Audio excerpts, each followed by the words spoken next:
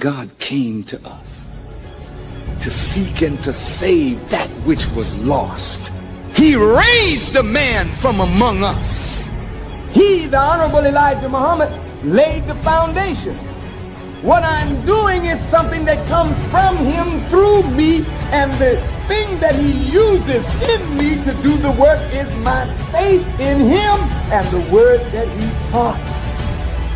To produce men and women who wanted to clean up their life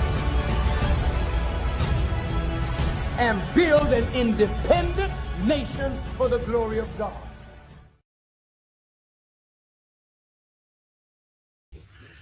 Greetings, brothers and sisters, and welcome again to another broadcast of I Have a Testimony. I'm your host, Brother Willie Muhammad, and today we have a very special guest here, someone that I've been trying to interview for some time. And I feel that with this interview, we're completing one more stage, one more step of chronicling the history of the Nation of Islam. And the person that we have on, he's not a stranger to many of you all at all. Let's bring up our brother Abdul Wahid Muhammad. Assalamu alaikum, dear brother. Wa alaikum salam, my dear minister. Thank you, brother, for this opportunity, and thank you for all of your years of service. Yes, sir. So we'll get first to it, and I know there's the little echo, but I'm going to ask the audience to bear with us. But can you tell us how you first came into contact with the teachings of the Most Honorable Elijah Muhammad?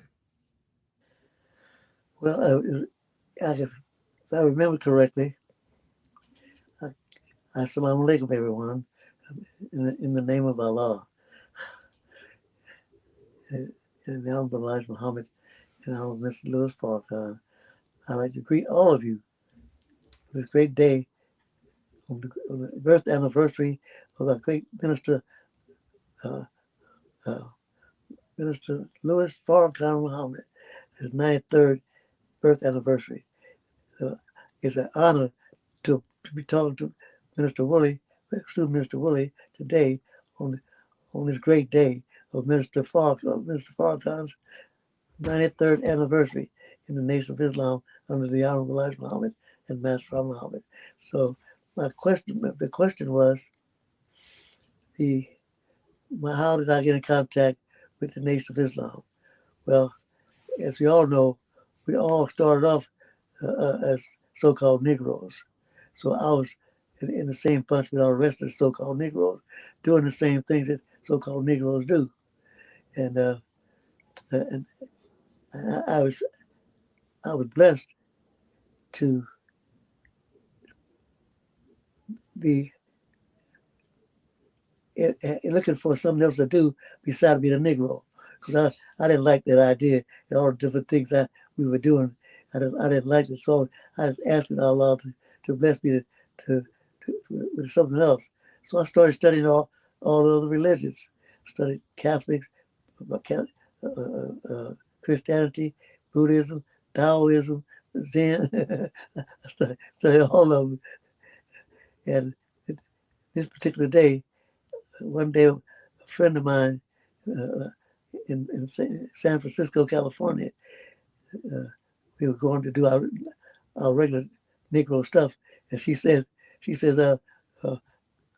hold on, I want to take you down to this place and introduce you to somebody. See people. Then we go do our Negro program. so I said, okay. So she took me down to. I didn't know what it is. I didn't know what it was then, but it ended up being the mosque on Elliott Street in the Fillmore district in San Francisco. So I sat there, and she was an official at the mosque, so she got there real early. So when we got there, nobody was there but her and the people cleaning up, the mosque and me. So I got checked and everything, sit down.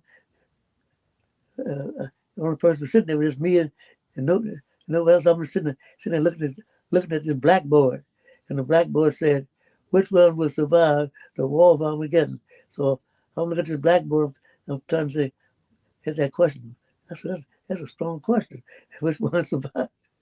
So, and while I was contemplating on what that meant, which one would survive the war of Armageddon, I don't know how long it took for them to get that together, but I did sit there and listen, wait for that to happen, and then the minister showed up and started.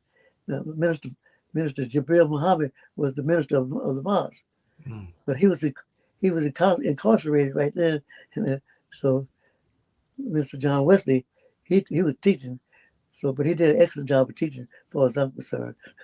So that's basically how I started. Got to hear the teachings of the Most Honorable Elijah Muhammad. So Brother Jabril was the minister of the mosque, but he hold on 1 second. Do this. So Brother Jabril was the minister of the mosque, and somebody else was teaching. His student minister was teaching. Got it. He was Mr. Jabril was incarcerated because for the same reason a lot of believers got incarcerated because of not going to the war, not going to the army. So Brother Jabril was one of them at that time. Got it. So you mentioned what was it about the message that you heard that convinced you to say, I want to be a member of the Nation of Islam? And did you join immediately, or did it take some time? Well, no, I prayed for it. As I said, I was in search of the miraculous. You say I was in search of miraculous. I want to get out of that lifestyle I was in. I was praying to Allah. I was praying to God, brother, at that time. And he blessed me to get out of that. So, and that's what, as I listened to the minister teach today, all the things he was teaching about, and his flag said Christianity, slavery, suffering, and death. And on the other side it said Islam, freedom, justice, equality. And I said, I don't have to think too hard on which one I want to deal with that. I already made my mind up already. I'm going with freedom, justice, and equality. Praise be to Allah. Now, and all the details, you get a history of everything. I said, man, this is exactly what I've been praying for. All the other religions, they were very good, but it didn't ring with me. But when I heard this, after Mr. was teaching, I said, this is what I want to do. So I kept listening to him teach, but at the end of it, he asked me, did we believe it was true? I jumped out.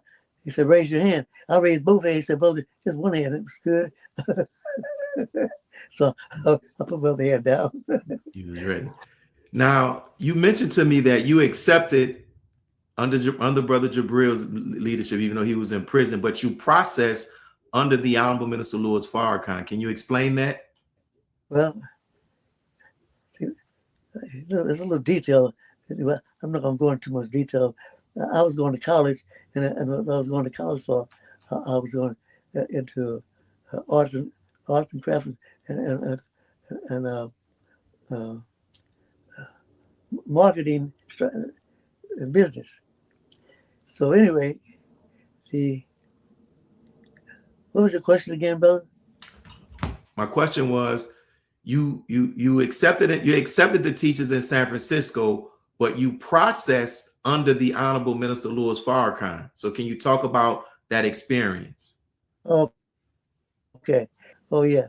But when I came in about a month after I came in, somebody told me that the Honorable Elijah Muhammad was to be teaching in St. Louis. I said, well, St. Louis, I like to go hear what the Honorable Elijah Muhammad had to say.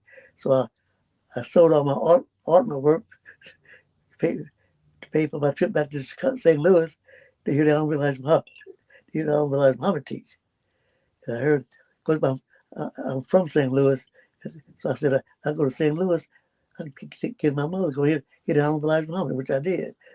So when my mother got there, she said, uh, he said, you need to see your brother. Your crazy brother, he's up in Boston. I said, he is. She didn't know. Me and my brother, we were never together, because he, he was too he was an academic, and I was street academic, so they didn't match too good. So when she told me my brother's in Boston with Mr. Lewis X, so I got me a ticket going to Boston. So after I heard Mr. teach, I went to Boston and heard Mr. Farrakhan teach, Mr. Lewis X at that time. And when I got to Boston, my brother was one of Mr. Farrakhan's assistant student ministers. So he was not Providence. He was in Providence. That's when he had to go to mosque. Yeah, when he taught on Wednesday night, and everybody come to Boston on Sunday. But anyway, that's how I got to Boston. So I got to Boston, and I heard Mr. Farrakhan teach. I said, man, he teaches same kind of stuff that Abdul Wahid Muhammad taught. So I said, I'm gonna stay a little longer. I'm gonna stay in Boston a little longer and learn more about this. So I ended up staying in Boston. For all my processing was under Mr. Parker, even though I heard him under Mr. Bill, but all my processing was under Mr. Parker. Processing under the minister. Are there any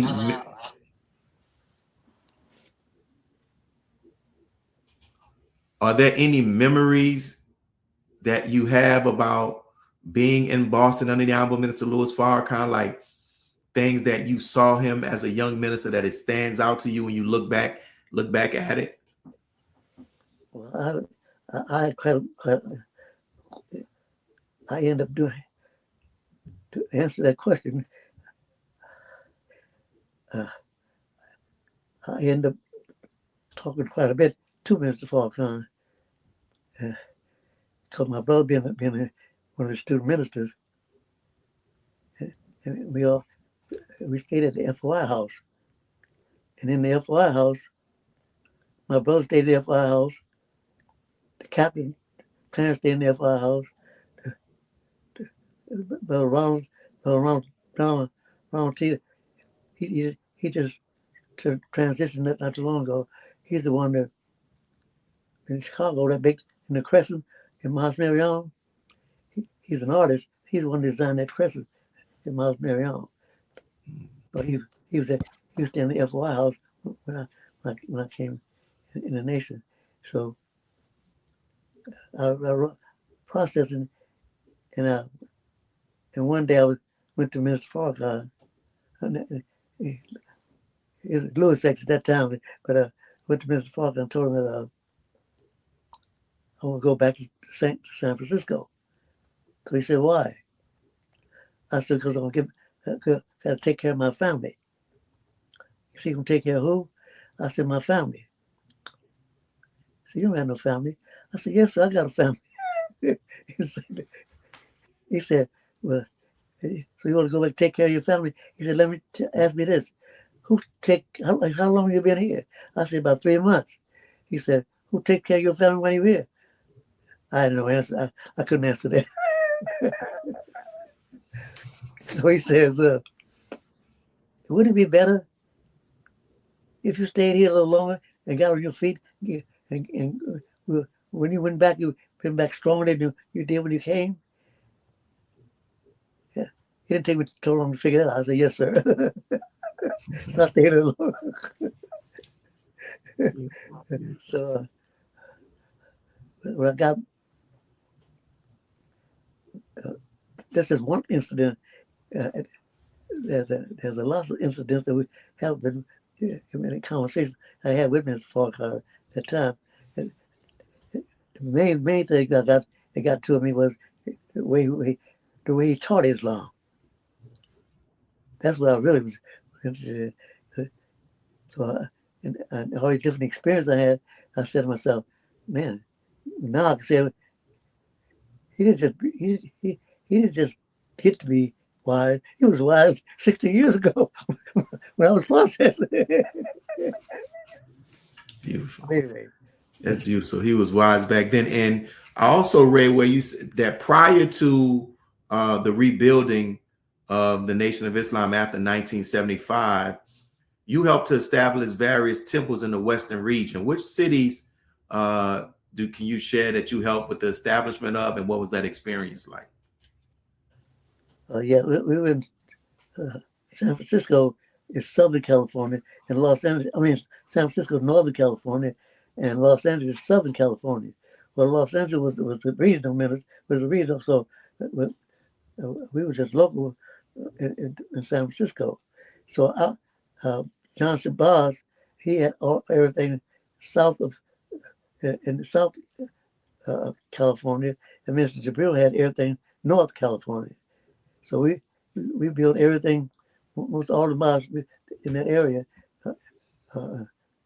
We built all of the cities around the San Francisco area. Then we went to Portland, Oregon. We opened that up. Then we went to Seattle, Washington. We opened that up. So just about all of the mosques in that area. Shabril taught us how to do all that.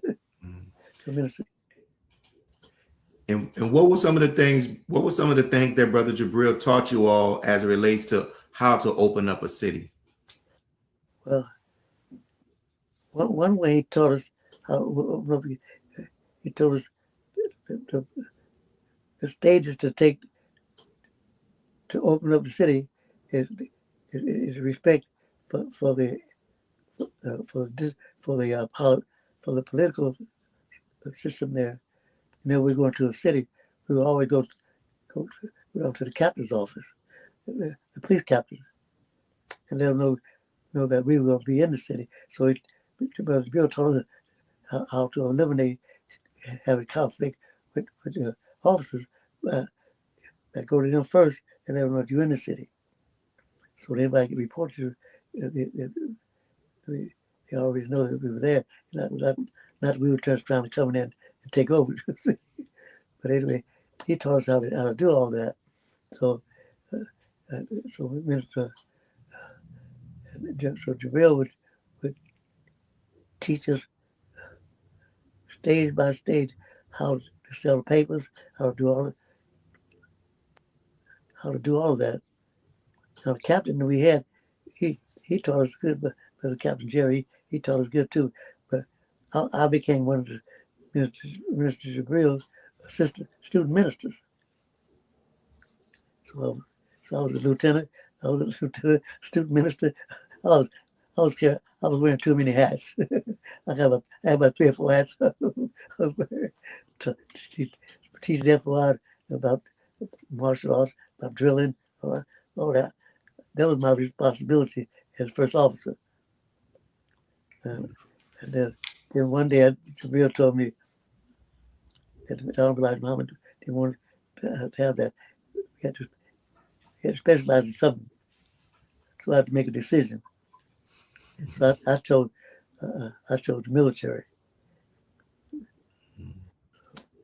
Beautiful, beautiful. So, we talk about you as we're going to move toward 1975 and get up to when you were in the hotel.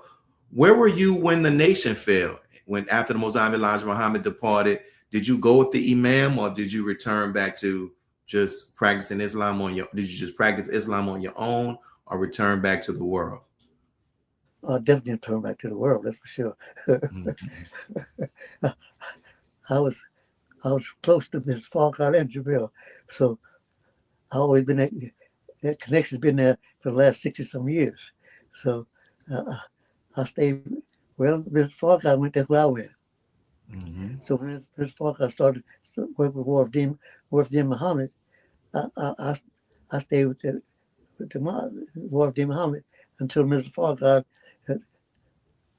decided he could do that no longer because the way that the Honorable Wahid Muhammad treated the Honorable Elijah Muhammad, and one day, I'll go into details later about what happened, but Right. And I stayed with John Lodge, Mr. Hargrove. I stayed with Ward T. Muhammad until Mr. Parker left. Then he left, I left. Good. Okay. I followed him.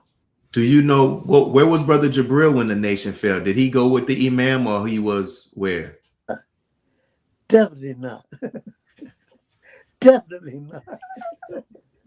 So Jabril was he just did he just continue studying the teachings or gathering with some believers who still subscribe to the teachings of the Most Honorable Elijah Muhammad? Because I never hear about his activity during the fall.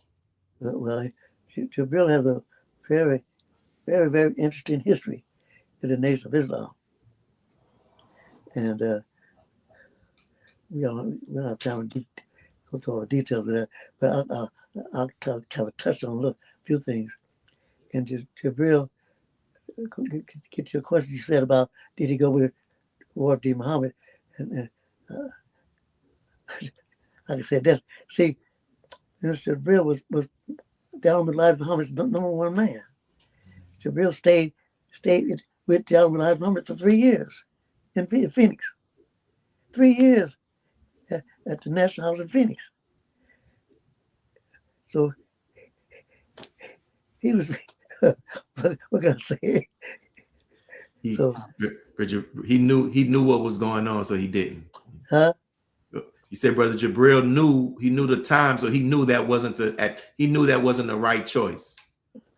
He knew the Bible and the Quran. Jabril knew all that because he was right about the master's teacher. Right? He knew he was a master. Got it. So let's get to this. So when you and Brother Jabril were in contact, how did you end up coming to the hotel with Brother Jabril to go and meet the minister? Were you and Brother Jabril in contact leading up to that meeting with the minister? No, me and the minister was in contact all the time. I mean, from Boston, my process, I went back to San Francisco. So I was with Jabril was still in at that time he had moved to Phoenix. So we didn't have too much contact with him. I always had contact with Mr. Farrakhan. So the Jabril, he taught me so many things that I was able to use when Mr. Farrakhan stood back up to help rebuild the nation from the Honorable Elijah Muhammad. I had a good foundation from teaching Mr. Jabril. See, and in fact, Jabril. Excuse me. Jabril. Go ahead. I apologize. You say you had a good foundation under Brother Jabril. Yes. Mm-hmm. So, and we know that they had the meeting in the hotel. When did you come into the knowledge? Did Brother Jabril tell you prior to the meeting with the Most Honorable with the Honorable Minister Louis Farrakhan that the Most Honorable Elijah Muhammad was physically alive, or was that your first time hearing that during the 1981 Savior's Day? No. I'm glad you asked that question because Jabril was every time Mr. Farrakhan at Savior's Day, he would always go to Phoenix, Arizona to meet with Jabril and Mother Tanetta because that was his spiritual guidance, spiritual directions.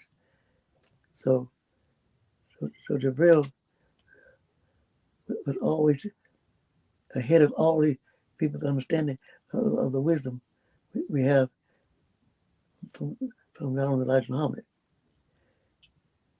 And most of us, right, even today, sorry, even when you say this, that we really don't have, uh, uh, we're good believers, but we don't have the understanding of Mr.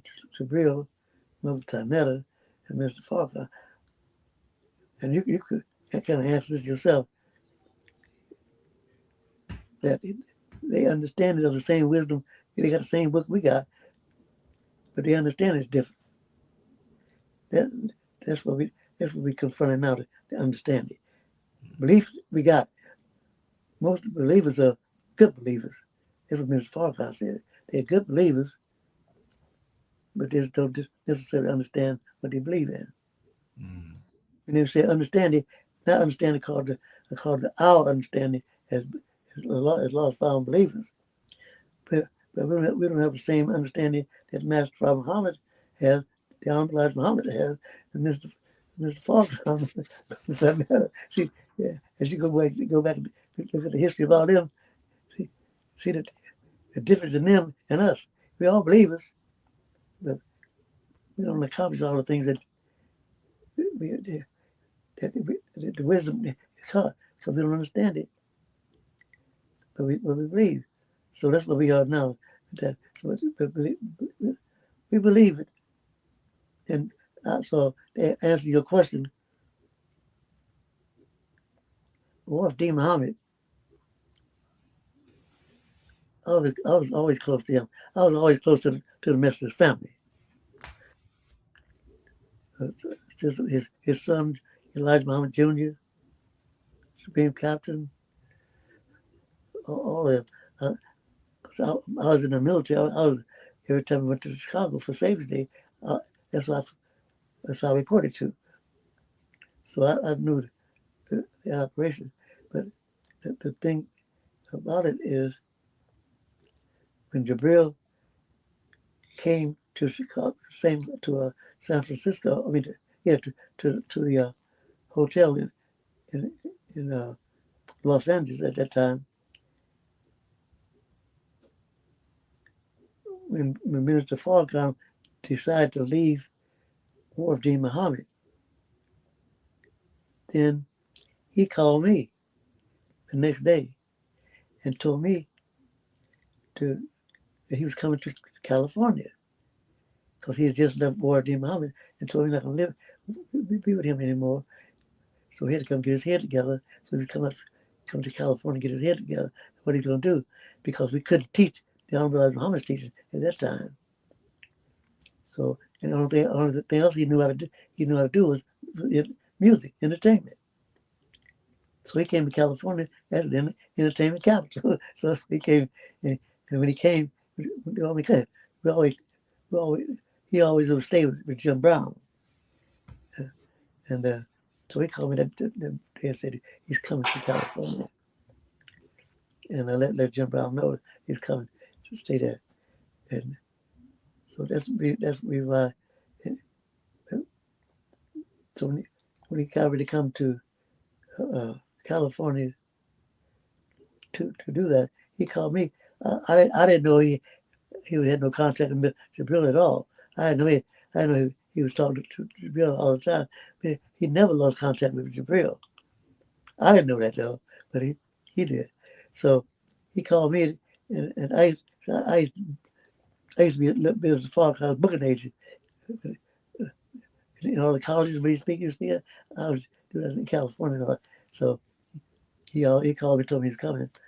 So when we got there, he told me what he was going to do. So we went to all the entertainers that he knew, and told him what he was going to do. He said he was going back in the show business, and he was going to think about making a movie about Malcolm X. And Mr. Farquhar said he could play the part of Malcolm X because he knew Malcolm better than anybody else. So we started auditioning people to be in that movie. And most of the entertainers, he said, most of them loved Mr. Farquhar. So they told him straight up that they didn't think it was a good idea for him to go back in entertainment. He said, he said, I'll be going down. We look for you to go. They look up. They looked up him, his mind, his direction got it. So he said, we're not in agreement with you going back into show business, but we will support it. So they did. So Mr. Farker told me to get a place, but we had interviews. So the hotel, the Continental Hyatt Hotel, I went to talk to the manager downstairs. So as we come use one of the back rooms in the restaurant to have auditions for people. So he permitted to do that. So the minister would interview all potential actors and actresses in that room. I would like to make sure I'll meet them at the door. When they come to the door, I'll take them back to the minister.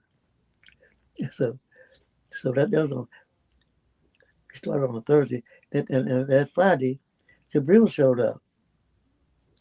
I didn't know him and Ms. Farker had been talking, but I know when I saw Jabril, I knew exactly what they're going to talk about. The only thing Jabril talk about is the Honorable Elijah.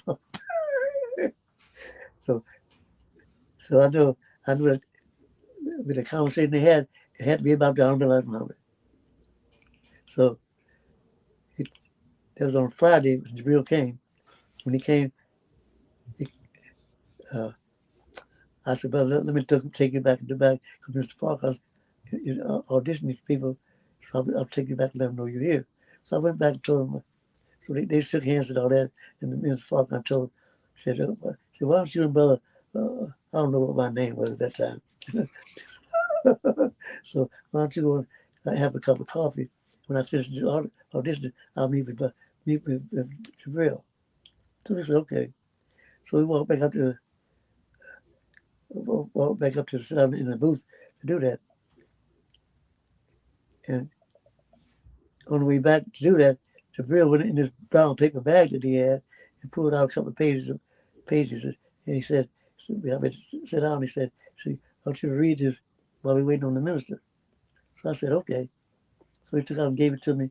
But fortunately, the minister came right behind that and said he was back. So I said, I'll read this later. He said, "No, we got to read it right now."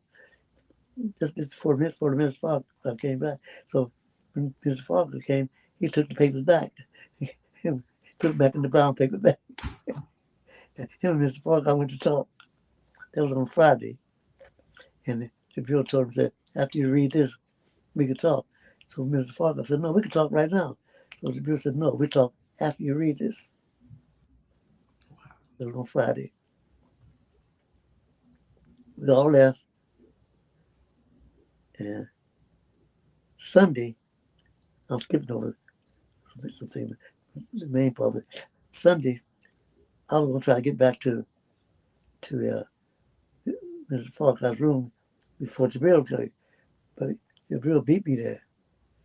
He got there before me. So when I got there, him and the minister, they were just crying, they were hugging each other, and I knocked on the door, they let me in. I said, "Oh man, whatever it is y'all gonna be doing, I'm gonna be I'll be part of it."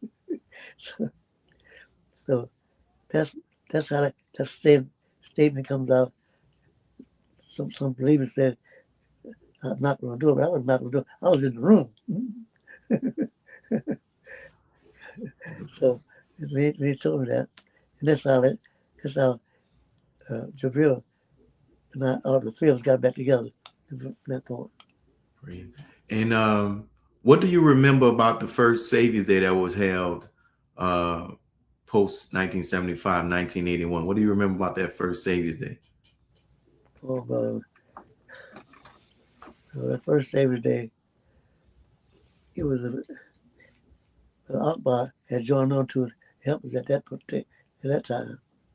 So Akbar, he orchestrated it the first Savior's Day, but Akbar orchestrated it. I was just doing the administrative, because uh, when we left uh, Mr. Falcon left California, he, I told him that he asked me. There's lots of things that I missed right in between all that, but he said yeah, he and I went for a walk down Sunset Boulevard the next day after he said he was rebuilt the Nation of Islam. He explained to me why he had changed his mind about doing entertainment and did this. So we walked so many blocks.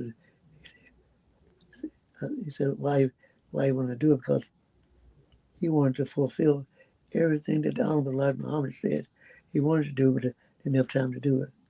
So Mr. Fox said he wanted to fulfill that. Then he said, plus some. I said, what do you mean plus some? He said, because a good student can be considered a good student unless you go beyond what he taught. Not saying he going beyond the teacher, but he go beyond what he been taught, because the teacher move up to another level. So then he said, would you help me? I said, yes, sir. I didn't know how I was going to do it, because I didn't know what to do. All I know, he asked me to help him. I said, yes, sir. And so when he got back to Chicago, he was there for a little while. And one day, he called me. He said, brother, I thought you said you were coming to help me fulfill the message of teaching. I said, yes, sir, I'm coming, but I've got a couple more things I need to do before I get there. So he said, do you have a Bible? I said, yes, sir. He said, go to your Bible and you read Matthew 6:33 and call me back. You know what Matthew 6:33 is, right? Seek ye first the kingdom of heaven and all of his righteousness, and everything else be added to you. I read that, called the secretary of the mosque at the time. I said, brother, I need you to drive with me to Chicago, and I'll pay your way there. I mean, I'll you drive to me, and I'll pay your way back to Los Angeles. And he did it. That was on Tuesday. Wednesday, I was in Chicago. So that's how that happened. Wow. So anyway, so you mentioned in our conversation that I didn't know, in the city of New Orleans, there was an effort to try to get the most Honorable Elijah Muhammad to come here so they can do Muhammad's Appreciation Day. He didn't make it, but Muhammad Ali came, and you told me that you were working with Muhammad Ali in some capacity, and you helped play a role in with the with some of the stuff that was going on with Muhammad's Appreciation Day here in the city of New Orleans. Can you talk about that experience and what you remember about that day in New Orleans? Oh, brother, it was one of the biggest things we ever done. I used to be work with Muhammad Ali's enterprise. Him and his attorney, and I worked together, and we help him promote his business ventures, activities. So, and I knew through Minister Falcon, I got to know most of the actors, entertainers, stars, singers. I knew all of them, because I was with Mr. Falcon all the time. When he came, I helped set it all up. I worked with him on that for years. So when Mr. Falcon came back to do all the things he did. If I find a letter, I would send you the letter. Some brother wrote me a letter, asked me to help set it whole thing up at the Superdome. If I get a copy of that, I would send you a copy of the letter. And I agreed. So I bought the entertainment, Lola Falana, Cool in the Game. I bought all them to be that part of it. And Muhammad Ali. So anyway, that's how that got started. It was one of the biggest events we had. Beautiful. And you mentioned, thank you for sharing that, because we talk about that. There's a part of that we talk about in our book. Also, as we get ready to close, I'm going to ask you two more questions. What can you tell us about any of your memories or your interactions with Brother Akbar? Oh, well, you know that covers a big ground, big field. I'm skipping so much stuff, details. It definitely be a part of our history. But Akbar, something happened in the nation, and Minister Farrakhan told Brother Akbar he'll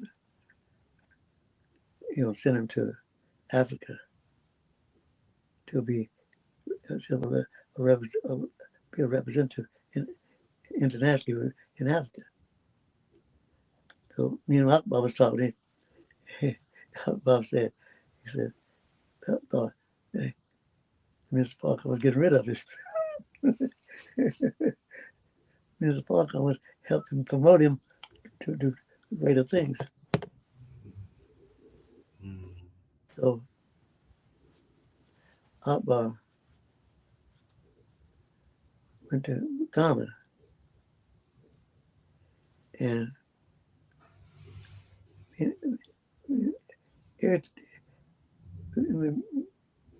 they were in New York, Mr. Farrakhan was in New York, and I was in California. Everything they did in New York, we tried to do it in California. So we had a big event in New York, the biggest event the nation had ever done at that time, at Waldorf Astoria. That's one of the 5-star hotels in New York. It's called the Waldorf Astoria. Akbar set up a meeting with in the Waldorf Astoria to promote the Honorable Elijah Muhammad. As a result, he invited Duke Ellington was the music. So it was so successful that I told Akbar, when you finish, send me all the paperwork. I'm gonna do the same thing in San Francisco, which I did. So everything that Akbar did, since they were so effective what they were doing, I'll follow. Well, success goes out. I'll try to follow success. New York was successful, so let's follow what they did. So now I went to Ghana. I went to Ghana too. not as an official. I went to learn the business, some business. That particular time I was dealing with diamonds and gold. That's what Africa was known for, diamonds and gold. So I was studying that. So I set up a whole business. Akbar couldn't do some things because he would be wearing too many hats. So I came to help him wear one of them hats. So people think you're trying to do that, to do everything. So he introduced me to all the government officials and all them. Not to him, but the Akbar. There's so much more you could tell, bro. So much history. And we just these last two questions. One, because I know you focused on this is a lot, and I really appreciate your time. These last two questions. In your talks, you emphasize heavily the importance of point number 12. How important is this point to our belief and even to your life as a Muslim? Well, to me, brother, to make it long story real short, when I read point number 12, I read part 1 and 2. And most people that read point number 12, they only recite part 1. So just backtrack for 1 minute. When Minister Farrakhan asked me to help him when we first started, when nobody, when I came to Chicago, him, Mr. Farrakhan, his wife's sister, Bessie Jean, Mrs. Khadija now, and me, in Mrs. Farrakhan's house, in his basement. That's how we started. She was like the secretary, I was like the administrator, and Mrs. Farrakhan was the minister. It was just the three of us until later on, different people come to start adding to those things, like the Akbar, the Khalid. They came later, and lots of other people. But we started just the three of us in that basement. And I'll tell you, one brother is still with us right now. He's over the ministry, over the brother who handles the prisons. Brother Abdullah. And he's still there. He was down in the basement. He used to work in the basement with us. So there are lots of people that we started that Mr. first started. There are lots of them still with the minister in different positions. What was your question that you asked me? No, that's good. That's good. This is my last question. You've been in the nation prior to this 1975 and even now. As we get ready to close, what would you say lessons can you share that has kept you to remain faithful and consistent over the years? And we'll close out on that question. What has kept you to be being faithful and consistent? One thing that kept me being faithful is the teachings from almost Elijah Muhammad, and how it was relayed to me through Jabril and Minister Farrakhan. I had excellent guidance,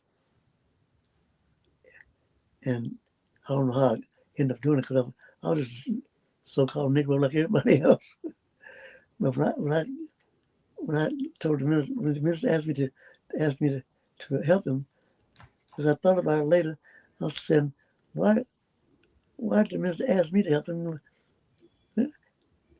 rebuild the nation of Islam on the Honorable Elijah Muhammad? You know, but what did he see in me that I didn't see myself? And this been 64 years later, 64 years ago. And we've done too many things, so many things. We in that basement of the house, him and his wife and myself, more people added on, his daughters and all them, they added on later. And I'm a soldier, brother. Got it. When I came in the nation, that's what I came in the nation as a soldier. And that's all I know is hear and obey. Ask questions. But in this problem, this piece number 13, 12, in that's to me, that's what kept me really focused on my commitment to the minister. When the minister asked me to help him fulfill the Honorable Elijah Muhammad's work, that's a heavy piece to me. When I agreed, that means I found my purpose. I ain't got to look for no other purpose. My purpose is to help Mr. Farrakhan fulfill the teachings of the Most Honorable Elijah Muhammad. That's my purpose. So if you listen to me, you're taught. You said, it's all I'm going to be talking about. I just like Brother Israel. All I'm going to talk about is the minister, the Honorable Elijah Muhammad. That's always everything related to that. Brother Sanetta, all she talk about is the nation's minister, belief number 12. She's on that belief number 12 because belief number 12 takes you into the cosmic level, not take you past the Holy Quran, the Bible. And that the piece and the thing that he and I are doing that about the Professor Mark is all right. Some people have a feeling to me, I think that they think that we've already arrived. We have not already arrived. You know why? Where's belief number 12? The second part of belief number 12 is Allah, will bring about a universal government. When I asked in my commitment to Minister Farrakhan to help fulfill the mission of the Honorable Elijah Muhammad, the mission is a universal government. That's the purpose. We know we're close to that. And everything that we're doing now, as Mr. Farrakhan says, is preparatory. All the lessons that we're teaching, the Supreme Wisdom lesson is to prepare us for the last 10,000 years of our 25,000 year cycle. That our history is on that. Nobody knows that but Master Farrakhan Muhammad and the Honorable Elijah Muhammad and Mr. Farrakhan when he comes back. He's not going to be teaching the Bible, the Holy Quran. We fulfill all that. We, the Nation of Islam, are the fulfillers of the Bible and Quran and all that. So all we got to do is prepare ourselves for a new nation. He makes all things new. We're not trying to repeat nothing. Oh, as Mr. Farrakhan said, he's going to be teaching from the next 10,000 year history and not from the old history. Beautiful. That was just so. I hope that answers your question. Yes, sir. Yes, sir. It did. And once again, we thank you for this time. And if there's any closing words that you want to share, this is you can share any closing words. Well, yeah. I hadn't thought of a particular closing word, but the closing word, don't think that you know, because you got more wisdom than you had before. Don't think that's the limitation of Pastor Farrakhan Muhammad's wisdom, is what you know. It's good. You're doing great, but you're just in the kindergarten of the wisdom. We got different degrees, as the Quran says. It will grow you into Himself. You can't stop growing because you think you already know. You think you know. I would strongly suggest that you read that the answer to all those questions, Mr. Farrakhan already answered them in Closing the Gap. That's what Closing the Gap is all about, is the gap between us and the minister. That's the gap we're talking about. So we have a lesson, a course that we be teaching, me and the professor, with the course is based around Mr. Ratman and Torchlight for America with Mr. Farrakhan. Those are the basic things that Mr. Farrakhan said and closing the gap that we don't understand about the wisdom. And thank you, brother. Thank you, brother Abdul Wahid, for blessing us with this opportunity. May Allah continue to bless you and your family. And I leave you to greeting words of peace and paradise. Assalamu alaikum. Islam, love everybody. Yes, sir. In the nation of Islam, following Abdul Wahid Muhammad and Minister Farrakhan. Peace. So we thank you all for tuning in to another episode of I Have a Testimony. It was very important for us to be able to get that to get this interview. It was very important to get this history. And you know, any of the other ones, any of the pioneers, let's get them. The Thomas Jahads. Let me know. Send me their names, and we want to get their history. So thank you all. May Allah continue to bless each and every one of you all. This is your brother, Brother Willie Muhammad. Peace. And make sure you hit that like, and make sure you hit that subscription. Peace. God came to us to seek and to save that which was lost. He raised a man from among us. He, the Honorable Elijah Muhammad, laid the foundation. What I'm doing is something that comes from him through me, and the thing that he uses in me to do the work is my faith in him and the word that he taught. To produce men and women who wanted to clean up their life and build an independent nation for the glory of God.